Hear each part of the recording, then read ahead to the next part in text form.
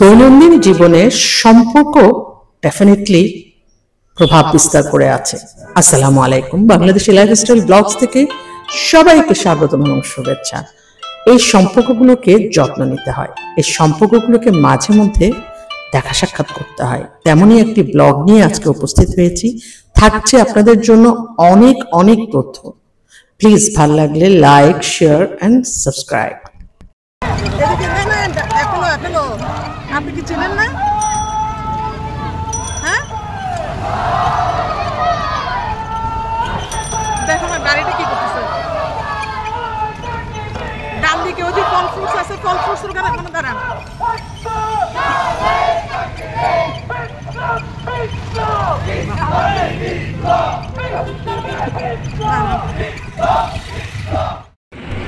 বন্ধুত্ব কিন্তু একটি প্রাচীন সম্পর্ক। এই বন্ধুত্বের মধ্যে কিন্তু আপনি জাত, পাত, ধর্ম, বর্ণ কোনো কিছুর মধ্যে খুব একটা প্রভাব ফেলে না। বন্ধুত্ব মানেই হচ্ছে বন্ধুত্ব। বাই দ্য ওয়ে, তরমুজ দেখলে তো আমার মাথা খারাপ হয়। তো আমি কিন্তু কাছে গিয়ে দেখতে চাইছিলাম যে তরমুজটা কিনতে গিয়ে মনে হচ্ছে যে এটাকে যে বহন করে নিয়ে যেতে হবে, কারণ অনেক কাজ আছে। সেজন্য আমি তরমুজের বহন করার যন্ত্রণায় তরমুজের দিকে আর তাকালাম না। চলে এলাম আমি একটি শপিং মল। এটা শপিং মল বলা যাবে না, এটা সুপার শপ। আর্টিফিশিয়াল ফ্লাওয়ার প্রতি আমার তেমন নজর থাকে না, কিন্তু এই সুপার শপে এসে এই ফ্লাওয়ার গুলোর প্রতি আমার বেশ নজর এলো। কারণ আমি ওয়েট করছিলাম আমার এক পরিচিতের জন্য। তো এই ফাঁকে আমি চিন্তা করলাম যে আমি পুরোটা একেবারে কভার দিয়ে দিই। এখানে আপনি যখনই মনে করেন হাতের কাছে কোনো দোকানপাট খোলা নাই, তখন আপনি এখানে চলে আসতে পারেন। এদের ফ্লাওয়ার সেকশন বেশ ভালো। হ্যাঁ, দামটা হয়তো আপনি একেবারে রিজনেবল পাবেন বলে আমার মনে হয় না। সে দামটা হয়তো তারা তাদের মতো করে রেখেছে।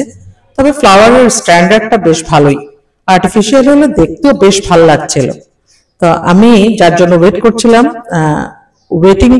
ওয়েট করাটা তেমন গায়ে লাগছে না, যেহেতু এখানে দেখার মতো অনেক কিছু আছে।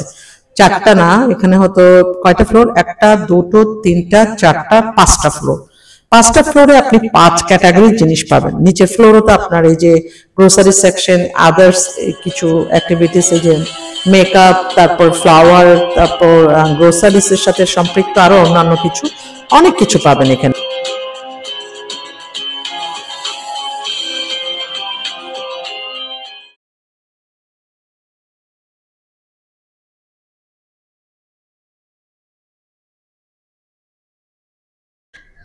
এই ডিনার সেটগুলো যেভাবে সুন্দর করে সাজিয়ে রেখেছে, দেখতে বেশ ভালো লাগছে। সম্পর্কগুলোকেও কিন্তু ঠিক এভাবে কিছুটা সাজাতে গোছাতে হয়।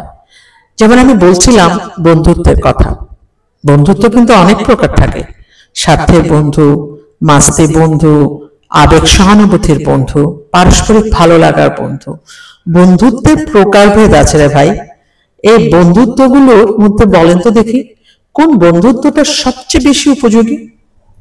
আমার তো মনে হয় যে মাস্তি বন্ধু এবং আবেগ অনুভূতির বন্ধু, যেটার কাছে শেয়ার করা যায়, এই বন্ধুত্বটা কিন্তু অনেক বেশি উপকারী। এখানে কিন্তু আপনার ভালো লাগা মন্দ লাগাকে নিয়ে তেমন একটা প্রায়োরিটি থাকে না। এখানে প্রায়োরিটি থাকে ভালোবাসাটা। আচ্ছা, যাই হোক, আমি এখন এই ফাঁকে আমি যার জন্য অপেক্ষা করছিলাম সে এখনো আসেনি। আমি চলে যাচ্ছি কিডস সেকশনে, অর্থাৎ ওদের সেকেন্ড ফ্লোরটাতে রয়েছে কিডস সেকশন। তো কিডস সেকশনের মধ্যে বেশ অ্যারেঞ্জমেন্ট হয়েছে। আমার এই ওড়নাটা কিন্তু বেশ পছন্দ হয়েছে। এই মাল্টি কালারের ওড়নাটা আমি আসলে গিফট পেয়েছি। তো আমি ভাবলাম যে আজকে যেহেতু বেরোচ্ছি ঈদের পর, অনেকদিন পর, তাহলে একটু মাল্টি কালারের এই ওড়নাটা পরি। এর সাথে ড্রেসটা তো আপনারা দেখেছেনই, কেমন লাগলো জানাবেন। বাই দ্য ওয়ে, এখানে হচ্ছে যে একেবারে ছোট থেকে 12 বছর পর্যন্ত ওরাই কিডস সেকশনে আসতে পারবে। আমি জিজ্ঞাসা করেছিলাম যে বড়দের কিছু আছে কিনা, কারণ কিছু কিছু জায়গায় বড়দেরও সেকশন রয়েছে। ওনারা বলছে না, এখানে যে 12 বছর পর্যন্ত বাচ্চারা এনজয় করতে পারবে। বেশ সুন্দর অ্যারেঞ্জমেন্ট ছোটখাটোর মধ্যে। সবচেয়ে যেটা বেশি ভালো লেগেছে, আপনি এখান থেকে বাইরের দৃশ্য দেখতে পারবেন, বদ্ধ এরিয়া না। আর এখানে যে অ্যাক্টিভিটিস গুলো আছে, আমার সেখানে অ্যাক্টিভিটিস গুলো অনেকটা নতুনত্ব লেগেছে। কারণ যেমন বুয়াল, স্যামস, আদার্স কিছু জায়গা, সিচু অ্যারিনাতে আমি আসলে অত ক্লিয়ার দেখিনি। সেজন্য ওটা আমি বলতে পারছি না। তো ওই জায়গাগুলোতে আমার তেমন একটা ডিফারেন্ট, মানে ওখান থেকে এখানে এটা ডিফারেন্ট লেগেছে। তো এদের বেশ ভালো অ্যারেঞ্জমেন্ট করেছে। এখন আমি চলে যাচ্ছি থার্ড ফ্লোরে। থার্ড ফ্লোরে কি আছে আমাকে বলেছে, থার্ড ফ্লোরে অনেকগুলো রেস্টুরেন্ট আছে। আর এটা যেহেতু নতুন হয়েছে, হয়তো আপনি সব রেস্টুরেন্ট ওপেনিং পাবেন না। আর আমি যখন গিয়েছি তখন বেলা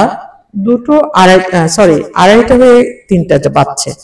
তো দ্যাট টাইম এখানে আপনি নতুন হওয়াতে, ঈদের পর হওয়াতে হয়তো সব ওপেন পাওয়া যাবে না। যাই হোক, মাস্তি বন্ধুর বিষয়টা বলি। মাস্তি বন্ধু মানে কি? আপনার সব আমোদ ফুর্তি, হাসি খুশি সব সহযোগিতায় এই বন্ধুত্বটা অনেক বেশি আপন মনে হবে, তাই না? যাই হোক, আমি চলে এসেছি মানে ডিফারেন্ট টাইপের রেস্টুরেন্ট এরিয়াতে। তো এখানে মোটামুটি আমি যা দেখলাম যে অনেকটা ওপেন হয়নি। তো ওপেন এখানে যেমন এখানে আছে কোরিয়ান বিট্রো, না কি বিস্ট্রো। আমি আসলে এদের লেখাটা কোরিয়ান বা জাপানিজ লেখাটার মতো, তো যার কারণে আমার পড়তে একটু সময় লেগেছে। তো এটা আমি এদিকে যাইনি, যেহেতু এখানে পাওয়ার সম্ভাবনা আমার মনে হচ্ছে না।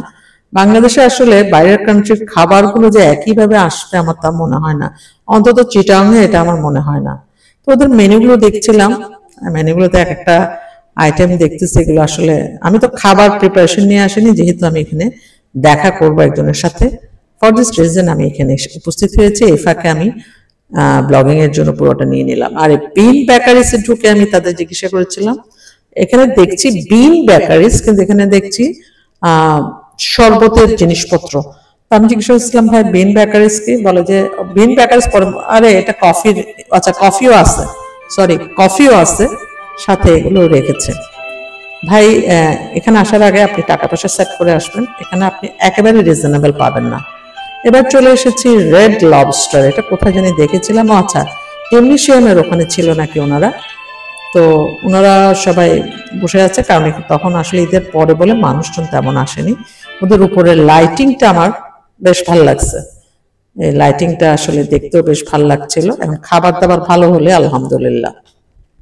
মাস্তি বন্ধুদের কিন্তু আপনার মানে সমস্ত কিছু কিন্তু আপনি শেয়ার করতে পারবেন না। ওই আমোদ ফুর্তি হাসি খুশি এই জায়গাগুলোতেই আপনি তাদেরকে পাবেন। এটাও কিন্তু কম নয়, সবসময় সব ডিসিশন সবার সাথে শেয়ার করা যায় না। It is called light friendship. এরপর আসছে আবেগ সহানুভূতির বন্ধুত্ব। তার আগে চলেন দেখে নিই এদের মেনুটা কেমন। ভালো হবে এখন। সিফুড বিরিয়ানি কত করে নিচ্ছেন সিফুড বিরিয়ানি? সিফুড বিরিয়ানি হচ্ছে একজনের জন্য 400 টাকা, আর 1:2 650। না না, অনেক একটু খাবো না। আর আর বিরিয়ানি কি আছে এটা? এগুলো হচ্ছে লাঞ্চ প্লেটার, শিম রাইস বল, তারপর হচ্ছে গোশ চিকেন রাইস বল আছে, আর চিকেন মশলা রাইস বল আছে। এটা চিকেন মশলা রাইস বল, মানে এটা হচ্ছে প্লেটার না? ও প্লেটার। এটা হচ্ছে ট্রপিক্যাল শ্রিম্প রাইস বল। এগুলি কি? শ্রিম্প। চিংড়ি। আচ্ছা দেখি আসুক, ও আসলে। ও আচ্ছা, আমার গেস্ট চলে এসেছে, তো ওর নাকি চরম খিদে পেয়েছে, ও অর্ডার দিয়ে দিয়েছে। আমি এটাকে এই যে আইসক্রিম দেখছে, আইসক্রিমের প্রতি কেন জানি আমার অ্যাট্রাকশন নেই, কিন্তু দেখতে ভাল লাগে। যা বলছিলাম যে মাস্তি আর আবেগ অনুভূতি, এই দুটোর কম্বিনেশনে যে ফ্রেন্ডশিপ ক্রিয়েট হয় সেটা আসলে অনেক বেশি স্ট্রং এবং শক্তিশালী। চলুন আমার যে এতক্ষণ অপেক্ষা, সে অপেক্ষার পার্সেন্টের সাথে আপনাদের পরিচয় করিয়ে দিই। তো যাই হোক, এই যে আপনারা অনেকেই চিনেন, যেহেতু আমি এমএড পড়াকালীন সময়ে ওদের সাথে আমার অনেক আড্ডা জমত, সেই আড্ডাটা এখনো চিরভাস্বর। তারই একজন সহযাত্রী হচ্ছে তানজিলা। সে এখন বিবাহিত, তার বাচ্চা আছে, তার সংসার রয়েছে, এবং সে এত বিজি যে তার সাথে দেখা পাওয়াটা অনেক দুষ্কর। তো হঠাৎ করে ডিসিশনে আমরা চিন্তা করলাম যে দেখা সাক্ষাৎ করি। তো এসে তো আমরা এই জিনিসগুলো দেখে আরো বেশি আনন্দিত।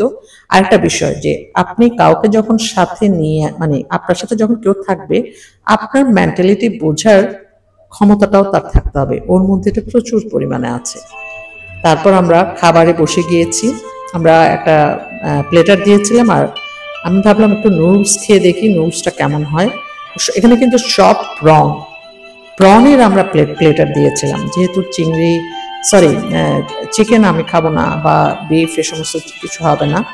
তো শেষমেশ আমি ওর প্লেটার থেকে অল্প রাইস নিয়েছি। এই যে রাইসটা আর সালাদটা দিয়ে একটু টেস্ট করে দেখেছি, খাবারটা ভালো। প্রাইসের হিসাবটা আমি না বলি, আবারও বলছি, ইট ইজ নট রিজনেবল। এখানে আপনাকে আসতে হলে একটু রয়েস হয়ে আসতে হবে। আর যেমন এখানে মিন্ট লেমনের ক্ষেত্রে আমার অবজেকশন আছে, এটা আমার তেমন একটা সুবিধাজনক লাগেনি। পার মিন্ট লেমন 200 নিয়েছে, এটা আমার গায়ে লাগছে। আচ্ছা যাই হোক, আমরা আবার নিচের ফ্লোরে চলে এসেছি। নিচের ফ্লোরে এসে কিছু কেনাকাটা ছিল, সেই কেনাকাটাগুলো একটু কমপ্লিট করে আমার একটা সানগ্লাস আবার ভেঙে গিয়েছে। এদের থেকে আমি গ্লো নিয়ে সানগ্লাসটা ওদের কাউন্টারে রেখে সেট করে এসেছি।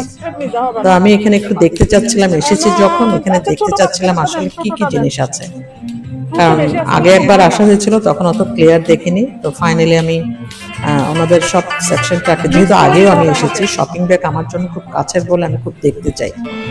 বেশ ভালোই অ্যারেঞ্জমেন্ট।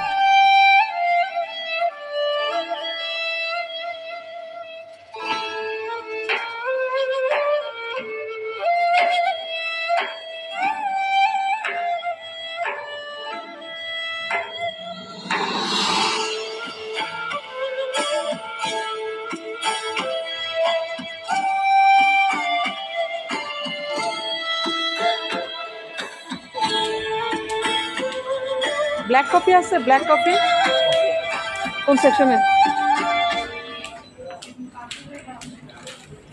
ব্ল্যাক কফি কোন দিকে? এটা এটা না, ছোট হিসেবে নয়, ছোট হিসেবে প্যাকেট হিসেবে আমি আপাতত কফি সাধারণত আমি খাই না, কিন্তু কফিটা নিচ্ছি খেয়ে দেখার জন্য যে ব্ল্যাক কফি নাকি শরীরের জন্য ভালো।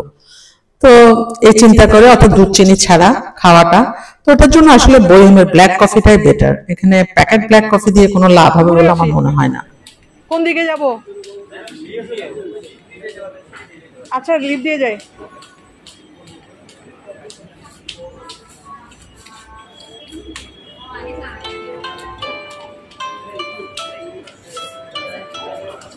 রুফটপে যেতে চাচ্ছি। ফাইনালি চলে এসেছি রুফটপে, অর্থাৎ ওখানে কিন্তু শুধু বারকোড আছে। বারকোডের পুরো অ্যারেঞ্জমেন্টটা বেশ চমৎকার করে সাজিয়েছে। এখানেও কিন্তু যেহেতু ঈদের আগে থেকে ওনারা প্রস্তুতি নিয়েছেন, কিন্তু এখনো ঈদের পরেও এই প্রস্তুতিগুলো এখনো সম্পূর্ণ হয়নি।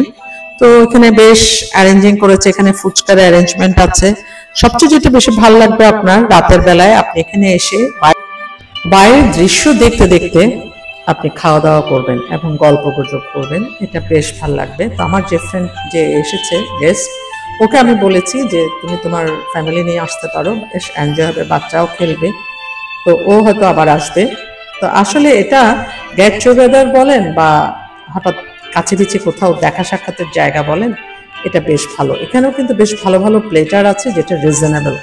বারকোডের নিচের থেকে আমার মনে হয়েছে বারকোড সুইটেবল।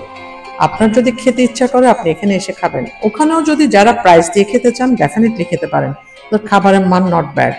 তো আমি সিঁড়ি দিয়ে উপরে উঠে, কি নাইস লাগছে রে ভাই, চমৎকার। কিন্তু মিডলের এই ফ্লাওয়ার অ্যারেঞ্জমেন্ট আমি বুঝি নেই, কিন্তু পুরো অ্যারেঞ্জমেন্টটা বেশ চমৎকার লাগছে ছবি তোলার জন্য। আর এদিক থেকে তো এই বিল্ডিংগুলো বেশ ভালো লাগছিল। তো সব মিলে রুফটপটাই আমার বেশি সুন্দর লেগেছে। রুফটপে বারকোডের দেখেন সন্ধ্যা হয়ে আসছিল, তো সন্ধ্যার সময় জায়গাটা যে কি সুন্দর লাগছে। ফুচকার এরিয়াটাও বেশ চমৎকার হয়েছে। তো এখানে ডেফিনেটলি আসতে পারেন যখন একটু মুড অফ থাকবে, একটু ঘুরে যাই। তো এই শপিং ব্যাগের পুরো এরিয়াটা বেশ ভালো হয়েছে। আমি চলে যাচ্ছি, আল্লাহ হাফেজ, আবার আসবো। আমি লিফট আছে, লিফটে আপনি নিচে নেমে যেতে পারবেন। তো লিফট দিয়ে যেতে যেতে আমি আসলে সব দেখছিলাম, মানে একটা সেকশন দেখছিলাম, এই সেকশনটা আমি ক্লিয়ার না। তো আবার আসলে তাদের লিফট মানে এই সেকশনটা আমি একটু দেখবো আবার কি দেখেছিলাম আসলে। যাই হোক, আসছিল এইটুকু। সবাই ভালো থাকুন, সুস্থ থাকুন, নিরাপদে থাকুন, সম্পর্কের যত্ন নিন। আর ভালো লাগলে please like, share and subscribe. আসছে নতুন নতুন ব্লগ। আল্লাহ হাফেজ।